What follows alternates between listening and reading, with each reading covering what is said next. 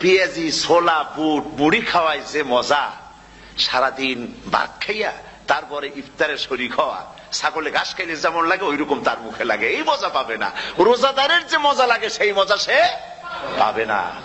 সারা মাস রোজা থাকার পর, আল্লাহর হুকুম মেনে সারা রাত রোজা রাখার পর, তারপরে ঈদের দিনে জামা কাপড় পরিষ্কার করে, শেরওয়ানি গায়ে লাগাইয়া, পাঞ্জাবি পরে, আতর মেখে, এরপরে ঈদের জামাতে যখন দাঁড়ায় যায়, সে যে মজা পায়, সারা মাস রোজা রেখে ঈদের জামাতে গিয়ে সে যে মজা পায়, যে রোজা রাখলো না, ঈদের দিনে খুব জামা, পাজামা, সেন্ট এগুলো মেখে টেকে প্রথম কাতারে গিয়ে দাঁড়ায় গেছে, ও সেই মজা পাবে না। ওর মনের মধ্যে একটা চোর চোর ভাব থেকেই যায়।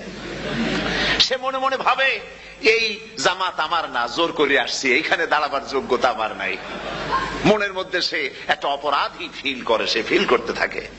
সুতরাং রোজাদারের জন্য